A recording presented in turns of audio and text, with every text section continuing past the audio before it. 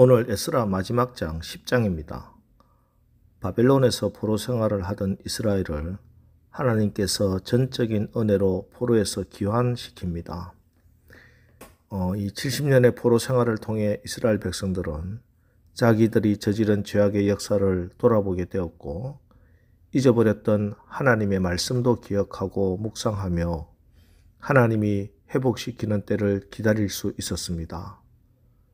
그리고 약속의 말씀대로 마침내 70년이 지나고 돌아온 이스라엘 백성들은 여러 가지 어려움과 방해를 극복하고 성령의 도우심, 하나님의 손의 도우심으로 마침내 성전을 건축했습니다. 그러나 죄악의 뿌리는 쉽게 뽑히지 않습니다. 포로에서 은혜로 구원받아 이제는 은혜 가운데 성전도 건축하고 그 은혜 가운데 있어야 할 이스라엘 백성들은 자기들과 자기들의 아들들을 위하여 이방 여인을 아내와 며느리로 취함으로 과거에 범했던 죄를 다시 저지르고 있었습니다. 이 모습을 보며 에스라는 눈물로 기도했고, 에스라의 기도에 죄악을 깨달은 이스라엘 백성들이 함께 눈물로 회개합니다. 본문 1절입니다.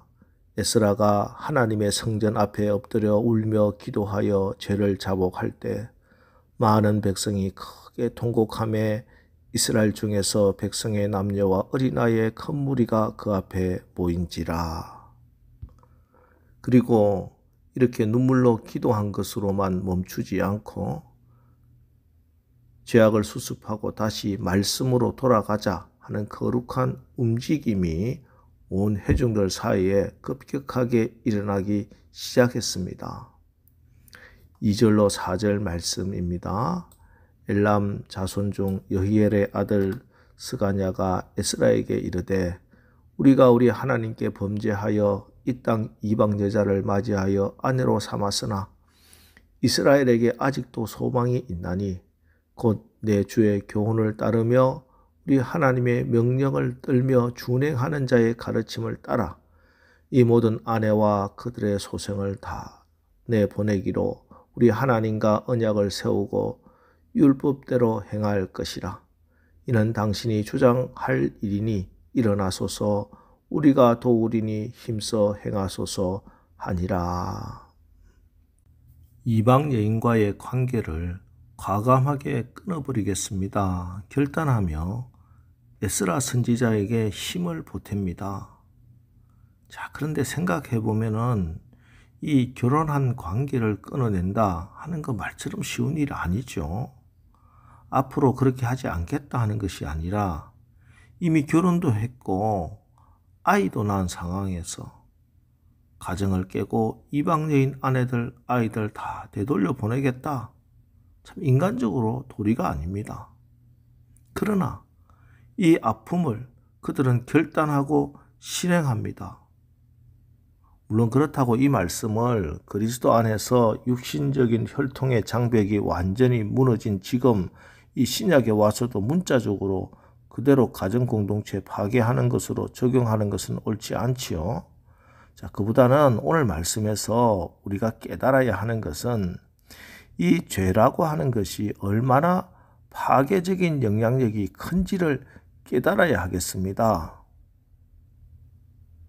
저들이 나라가 망하고 포로로 끌려가 70년을 지나면서 죄가 나라를 망하게 하며 포로로 끌려가게 하였음을 배웠다면은 오늘 이 사실을 통해 지은 죄가 다시 가정을 깨뜨리고 있음을 몸소 철저하게 배우고 있습니다. 여러분, 이처럼 죄가 우리의 삶을 지배하게 되면요, 죄가 주는 달콤하게 빠지게 되면은 그 결과는 가정이 파괴되고 나라가 망하고 죽음의 역사가 일어나게 되는 것입니다. 죄의 삭은 사망이기 때문입니다. 여러분, 죄에게 열심히 복종하고 순종하고 나면요, 죄가 수고했다고 주는 대가가 그 삭이 사망, 죽음입니다. 나라가 사망하는 것이 나라가 망하는 것이요, 가정이 사망하는 것이 그 가정이 파괴되는 것입니다. 때문에 우리는 절대 죄를 가볍게 여겨서는 안 됩니다. 회개기도 한번 한다고 끝나는 문제 아닙니다. 물론 우리가 진심으로 회개하고 기도하면은 하나님은 어떤 죄라도 다 용서하시지만 그 죄의 쓴뿌리까지 다 제거해야 됩니다. 이게 진정한 회개입니다. 물론 이런 회개 가운데는 인간적으로 반드시 아픔이 따르지요. 다윗이 밧세바를 범한 죄를 짓고 나단 선지자의 책망을 받아 회개하고 나서도 죄의 대가를, 그 죄의 열매를 거두게 하셨잖아요. 물론 그 궁극적인 죄의 싹 열매인 사망은 우리 주님이 십자가에서 다 지불하셨습니다만 죄가 얼마나 끔찍한지, 하나님이 죄를 얼마나 지긋지긋하게 증오하시는지는 알게 하십니다. 그래서 우리가 죄를 멀리하고 다시는 그런 죄에 빠지지 않도록 하나님의 인도함을 구하게 하는 것입니다. 그래서 사실 이 과정도 다 하나님께서 우리에게 베푸시는 은혜인 것입니다. 여러분, 오늘 말씀을 통해 죄가 얼마나 무서운 일인지, 죄가 얼마나 두려운 것인지 깨달아지시기 바랍니다. 그리고 기도하시기 바랍니다.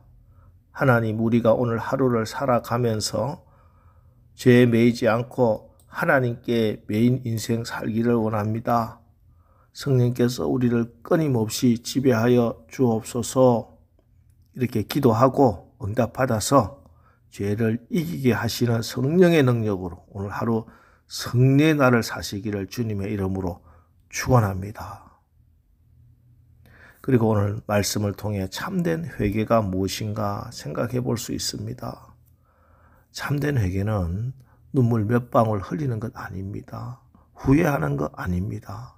회개는 지금까지 내가 걸어가고 있는 삶의 방향을 돌리는 것, 주님께 돌아가는 것입니다.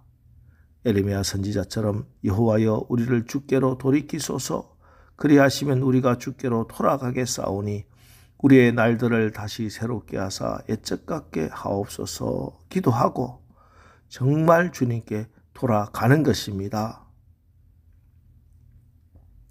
올해가 하디 선교사 회개 120주년인데 1903년 원산 기도에서 캐나다 의료 선교사 하디 선교사가 자기의 무력함을 통해 자복합니다. 한국인에 대한 서양 선교사의 우월의식, 자만심, 그 죄를 고백했습니다. 이 진심 어린 한 선교사의 회개로 놀라운 성령의 역사가 일어납니다. 그때부터 4년, 5년, 6년 그리고 1907년 평양 대붕에 이르기까지 이 한반도는 회개의 물결로 출렁이게 됩니다. 살인, 간음, 상상도 할 수 없는 불결한 일들, 도적질과 거짓, 서로 상처를 준 일 다 자복하고 고백하고 뿐만 아닙니다. 훔친 물건 다 돌려줍니다. 마을 서로 찾아다니며 회개하고 고백하느라 술렁이고 있었습니다.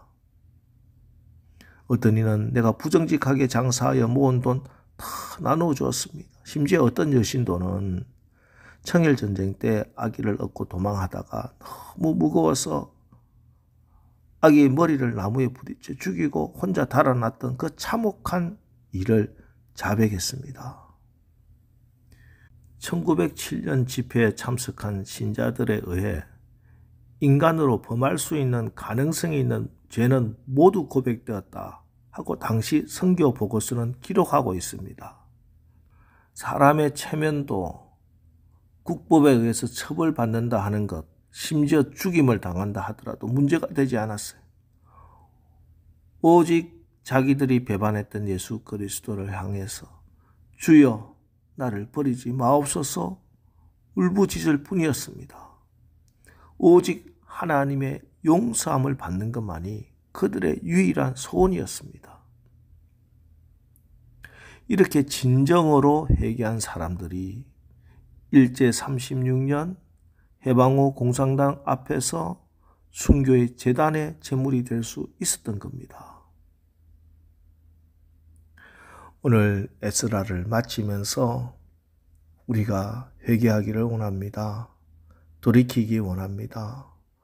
물질의 노예가 되었던 죄, 하나님이 나에게 축복하신 그 이유를 잊고 산 죄, 그 모든 죄를 회개하고 돌이켜 이제 하나님의 뜻과 나라가 임하는 그런 우리의 삶과 가정과 사업장과 또 우리 교회와 이 나라 되기를 주님의 이름으로 축원합니다. 기도하겠습니다. 하나님, 오늘 에스라를 마감하면서 하나님의 은혜와 하나님의 마음을 받기를 원합니다. 온 세계 역사의 주인이 하나님이심을 다시 한번 깨닫습니다. 우리의 삶의 중심에 하나님의 말씀이 늘 자리 잡아 우리가 하나님의 뜻대로 살아가서 승리하게 하옵소서. 혹시 실패의 자리에 떨어질 때에도 당황하거나 낙심하지 말게 하시고 하나님을 바라고 다시 일어서게 하옵소서. 말뿐인 그런 후회가 아니라 우리의 삶의 방향이 바뀌는 참된 회개로 우리의 삶과 가정과 교회의 회복과 부흥의 역사가 일어나는 우리 모두에게 축복하여 주옵소서. 예수님의 이름으로 기도합니다. 아멘. 자, 이제 오늘 말씀 붙들고 주여, 우리가 죄와 사망의 법의 지배가 아니라 성령의 생명의 법을 따라 성령의 지배를 받아 하나님 안에서 말씀 안에서 모든 것이 회복되게 하옵소서. 우리 말씀 붙들고 합심해서 기도하고 나가겠습니다. 우리 기도하겠습니다.